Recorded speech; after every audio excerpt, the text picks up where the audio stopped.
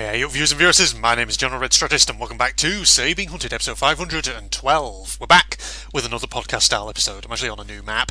I know I did a podcast style episode last time. Probably should have actually just stayed on the same map for that one, but never mind. Because the problem is I thought I was going to be doing a challenge in this video, but having said that, I haven't really had too much time to actually decide basically what sort of challenge to actually do next. So I just figured, you know what, I'll come back and do another of these kind of episodes. So you guys are all doing well out there. I also kind of really needed to get another Say Being Hunted episode recorded, so I just thought, you know what, I'll just do another of these podcast style ones, and just, you know, that can be a bit of filler on the channel in the meantime. But yeah, things are going interesting at the moment over in General Red Land. Work, of course, IRL is, you know, still busy as always, and I've got a bit of a busy week ahead of me as when I record this. It's actually a Saturday when I record this, and, you know, I've got to be looking ahead to the next working week, and there's quite a bit of stuff going on, so it's going to be busy, but I'm hoping to sort of stay on top of things and all that. There's all kinds of interesting stuff going on, both on the Strategist channel and also over on Propagandist as well, incidentally. If you follow me over on Propagandist as well, you'll know that recently I've been getting some Ruby Volume 6 reaction content out, so I'm hoping to do some more recordings of that in the not too distant future, because I recorded something like the first 6 episodes of Ruby Volume 6, my reaction to them, and so they're uploaded on the channel, ready to go, but I need to obviously record some more of them. But a lot of interesting stuff's going on in that franchise at the moment, and I'm really glad to be back to it. So there's that, which is pretty awesome, but that's not the main subject that I wanted to talk about today. It's just one of the little things that I wanted to mention very quickly, because I think it's interesting anyway. What else? Here on Strategist in the meantime, what has been interesting more recently is just looking at the view counts on some of my series. Because, you know me, I don't typically get huge view counts on my videos. I don't have a huge audience, and you know, well, that's fine, because at the end of the day I'm not doing this for a job. I'm only doing it as a hobby. But what I have noticed, which is quite interesting, in the last kind of couple of weeks, is the number of views that my Holocure videos have actually been getting. Now, if you're not watching Holocure, it's a bonus series that I've got going on the channel at the moment. I occasionally record videos on that game, and it's actually doing remarkably well, at least compared to most of my usual content. It seems to be getting quite a few views. People seem to be liking and enjoying those videos, so there's definitely going to be more of that coming on the channel in the meantime. If you don't know what Holocure is, it's basically a action game where you play as Hololive VTubers. If you don't know what Hololive VTubers are, don't worry, because you know, several weeks ago I didn't really know too much about what they were, but you know what VTubers are, don't you? Hololive is basically, I guess it's a brand, I suppose, of a load of different VTubers. Some of them English speaking, some of them Japanese, but there's some interesting personalities within there, and Holocure is basically a fan game. It's freely available on itch.io. You can go and download it, and you don't have to pay any money for it unless you actually want to, in order to show the devs some support. And considering it's a free fan game, it's actually one of, you know, quite a remarkably well-developed, well-fleshed-out game with lots of interesting mechanics and things to it. So it's definitely quite an interesting game of 2022, Holocure. So it's well worth going and checking out some videos on it, whether on my channel or someone else's. Of course, it's one of those games where there's a lot of strats, a lot of ways that skills and weapons and things combine with one another, and it's interesting for me, kind of going in as someone who doesn't really know anything about Holocure. Sorry, not about Holocure, about Hololive, and just sort of learning the way the game works as I go along. And there's some real viewer engagement with that series as well. It's getting quite a few comments on it. People seem to be really enjoying the videos, which is fantastic. But again, not the main thing really that I wanted to talk about in this episode. Just a little side notice that I think is worth mentioning here very briefly. Now, the main thing I was actually, the main thing that was on my mind, I should say, is something that I was just reading earlier. I was actually reading up earlier, today, that is, just a little bit about the last glacial ice age on planet Earth. Now, I know that's random. It's a bit of a funny one for me to say. You think, wow, how did you get onto that, Red?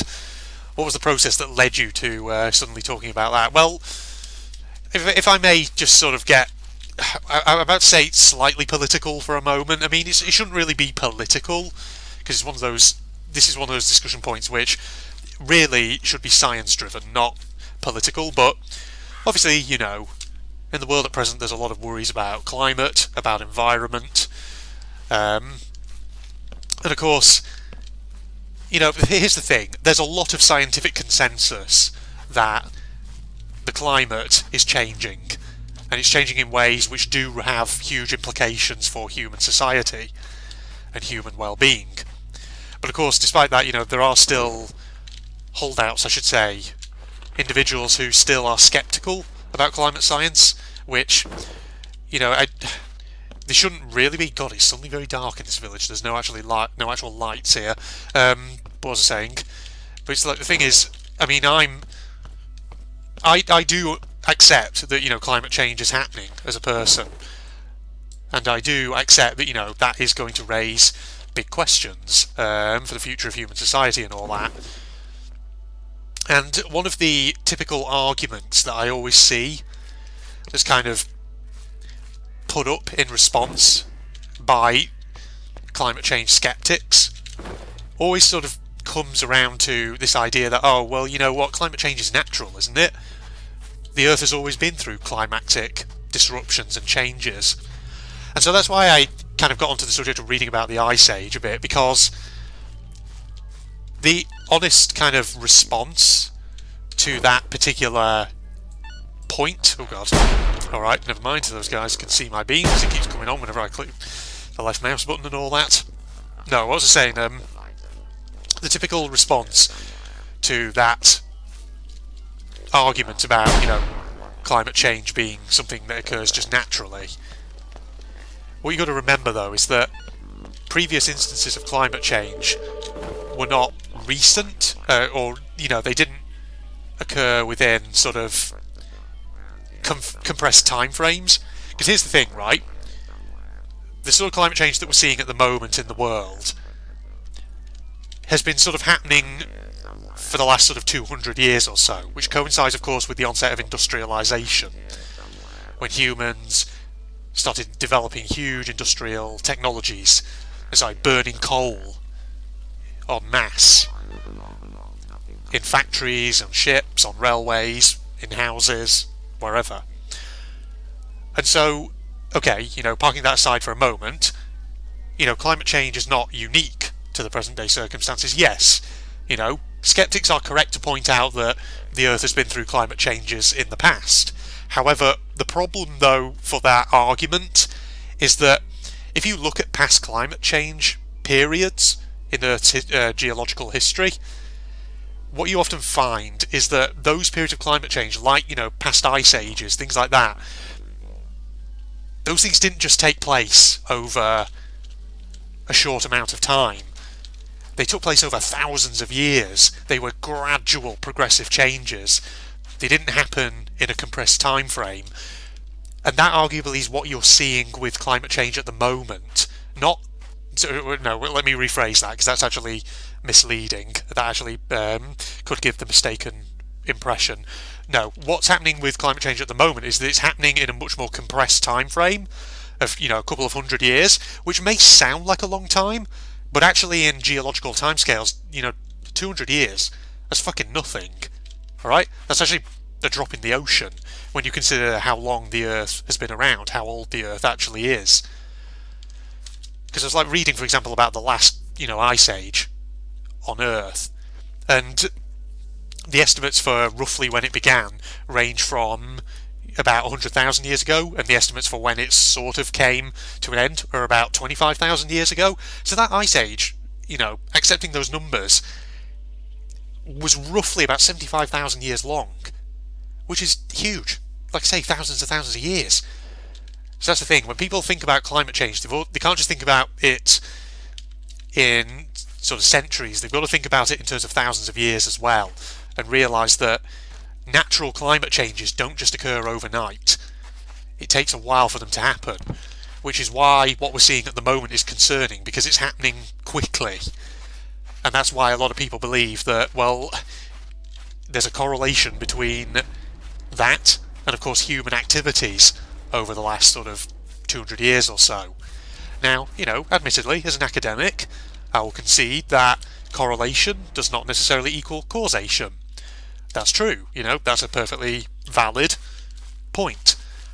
However, whilst I am by no means an expert of climate science, I will readily hold my hands up and say that right now. The fact of the matter is that there's plenty of people who are experts of climate science who have studied the subject and are coming to the conclusion that, well, for that, climate change to have occurred, the only reasonable explanation for it is the presence of human activity, because there doesn't really seem to be anything else that could cause it on the scale of what we're seeing at the moment. Now, that aside, the other sort of big issue with climate change is that because this is happening faster, it would be naive of us to think that this will not have any sort of impact on human civilization and human society.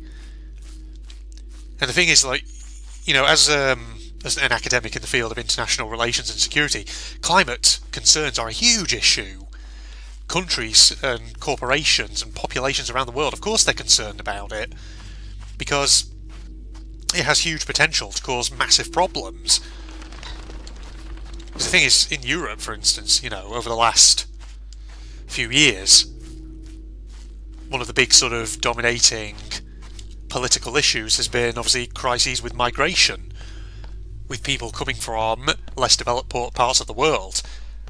In many cases, people being sort of smuggled across the Mediterranean. People risking their lives because they want to try and have a better life in Europe, and they're prepared to just risk everything because their lives back in their home countries are so bad that to them the risk is worth taking. And that's the thing. This is why climate change is concerning, because as global temperatures do go up on average, and I know sometimes there may seem to be blips where that doesn't seem to be the case, but the scientific evidence is clear that, temperatures, they are going up on average. And if you think about some of the more kind of impoverished parts of the world, these are countries and regions in areas that traditionally have very hot climates already. And so if you're adding temperature rises on top of that, it's not unreasonable to, expect that in parts of the world like that you're going to see huge droughts. And from that, potentially things like food security issues, water security issues, as people struggle to find food and water to meet their own basic needs. And of course, when that situation starts to occur, you've got real potential there for conflict and instability, things like that. And so issues like migration will only likely be exacerbated. So that's why climate is such a concern for security scholars at the moment.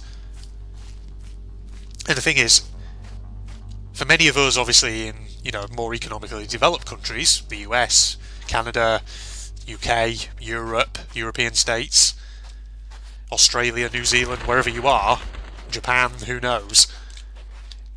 The thing is, sometimes I think we may think we're very sort of insulated from all of this, being in regions of the world where, our environment and our climate seems more kind of temperate rather than tropical or anything like that. But let's be honest, we're not insulated from it at all. As these issues start to cause problems in other areas of the world, of course there's going to be blowback, as I've just sort of explained there. People in the impoverished areas of the world, where temperatures are going up, where weather events are becoming more and more extreme, where life is becoming more and more hard, what do you think they're going to do? You're going to see people deciding, fuck this, why am I living here? And they're going to try and migrate, as is quite understandable for them to do so. Because why would you stay in one area of the world where the environment is harsh as hell and represents a genuine threat to your survival? Why would you do that? There's no friggin' rationale for doing that. And so, of course, when you see mass migration, problems like that, coming all at once to areas of the world which are more developed, where temperatures are going to be a little lower, you're going to see issues. And so that's why, that's why I got onto the topic of, reading about the last ice age, because of that whole thing about kind of that argument of, oh, well, climate changes are all natural anyway, it always occurs, why are we bothered about it? Well, we're bothered about it because, like I say, previous climate changes on Earth were much slower and gradual, whereas this is quick and has the potential to have a huge impact on the way we do our human business and all that. But, it's a bit of a doom and gloom conversation topic, that is. And it's actually, not quite where my where this sort of conversation is actually leading. Because with that point aside, as I was reading about the Ice Age, obviously, when you're talking about Ice Ages in Earth's history, you're talking about obviously a time before human writing systems. You're talking about a time when humans kept records, typically through things like cave paintings, or through sort of stories that were passed down verbally, one human to another. So you're talking about a period of the past where we can't find textual sources, we can't rely upon things like that because they didn't really exist. And of course, what's fascinating about those time periods is, when you look at things like cave paintings, things like that, you're seeing a snapshot of a world that was so very different in many, many ways. I mean, obviously, of course it was, but what I mean by that is, what I find particularly fascinating is, of course, thinking about all the different species that existed on Earth in those kind of times, especially including ones that went extinct around those times, like woolly mammoths, saber-toothed tigers, things like this. Species which, of course, our ancestors would have faced on a regular basis, but which, of course, now have been lost to us, and to us just feels remote and incredibly distant. And, I do find that subject of paleontology, of looking back at creatures that once existed on the Earth, to be quite fascinating. Particularly, the further and further back you go. Now, I'm not talking about the dinosaur times now, I'm talking about way before that as well. I think probably some periods in Earth's history, in its paleontological history, I should say, that I personally find particularly fascinating are those which took place long before the dinosaurs were even a thing. I'm talking about events like the Cambrian explosion. I'm talking about things like the Silurian and the Ordovician periods. Is Silurian the right one? I don't know if Silurian is the right one. I might be confusing it with a different one, actually. But the Cambrian explosion is fascinating because you had an explosion in creatures living in the sea. And if you look at pictures of what some of these creatures would have looked like, based on, fossil records, things like that, some of these creatures are so alien. They're so strange. So things, you have things like trilobites, for example, which were basically marine arthropods with some real interesting body shapes. Lots of limbs, kind of very sort of cartilaginous forms, really weird stuff. But also other creatures as well that lived around about the same time and evolved during that Cambrian explosion. So there's other ones. Now, what's it called? Is it called Anomalocaris, something like that? Which is basically like a prehistoric type of fish thing, but it doesn't really look like any fish that you'll see today. It's weird because it has like these long sort of proboscis mandible things coming out of its face. It's so strange. And instead of like traditional, well, I say traditional, instead of fins like what you'd see on fish today, instead it has like this lobed set of fins along the sides of its body. It's really strange. But yeah, it's a subject that I do find kind of fascinating, because, like I say, it's fascinating to see where life came from and how it evolved and the forms that it took. And yeah, the Cambrian explosion is just a pretty significant period in Earth's geological/paleontological history, because by all accounts, during that period, most of the Earth was an ocean, and where there was land, there weren't, well, at least from what I've read, there weren't really sort of plants or trees like what we see today. Instead, you might have had things like algal sort of microbial slimes and things like that across the land. And, you know, hypothetically speaking, if you were to build a time machine and go back to that period, the actual environment itself would probably be quite hostile to humans. Because from my own understanding, you're talking about a period when the ozone layer in the atmosphere was still developing. And so, as a result of that, if you'd gone back there, you would have been at very high risk of not just sunburn, but potentially also diseases and conditions inflicted by exposure to intense sunlight. And on top of that, I've also pretty sure I read somewhere that during that Cambrian explosion, that rough time, the actual atmosphere, in terms of the composition of gases in the air, would not have been particularly conducive to human life. It wouldn't have been particularly good. And so hence why most life at that time existed in the oceans, not on land or anything like that. But God, yeah, it is a fascinating period of history. And it's definitely one that I want to actually read more and more about. So, who knows, maybe you guys might be interested as well. Go and check it out. Check out Anomalocaris. That's Anomalocaris. Anomalocaris or Anomalocaris. I don't know how it's pronounced. Something like that. But, like I say, it's one of the weirdest looking fish you'll ever see. It's a very weird creature. But the thing is, you go down to the abyss of the ocean today and you'll probably find all kinds of creatures which have existed for friggin' millions of years. And there probably are creatures there who, if not can be directly sort of traced back to paleontological periods millions of years ago, can certainly probably be traced back to it through near ancestors or whatever. Just a real fascinating subject, I do think. So yeah, I've kind of gone from ranting about climate change to ranting and raving about the Cambrian explosion, but there you go, ladies and gentlemen. I think that'll probably do for a little podcast style episode and all that. So I hope you enjoyed. Facebook and Twitter links down below, along with the link to my propagandist channel for anyone interested, and if you enjoyed, a like's always appreciated and all that jazz. I don't know whether I'll do a challenge next episode or whether it'll just be another podcast style episode. It depends, because sometimes with challenges I have to actually set aside time, especially if they're time challenges, something like that. We'll see. Yeah, other than that, I'll sign off now. Goodbye, everybody. I guess I still have the radio on me.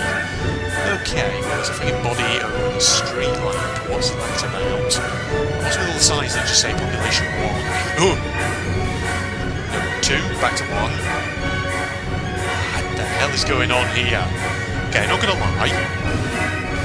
It's sort of minimalist as the actual in-game world design is. It has got atmosphere. I am feeling kind of creeped out here. Given a combination of that slightly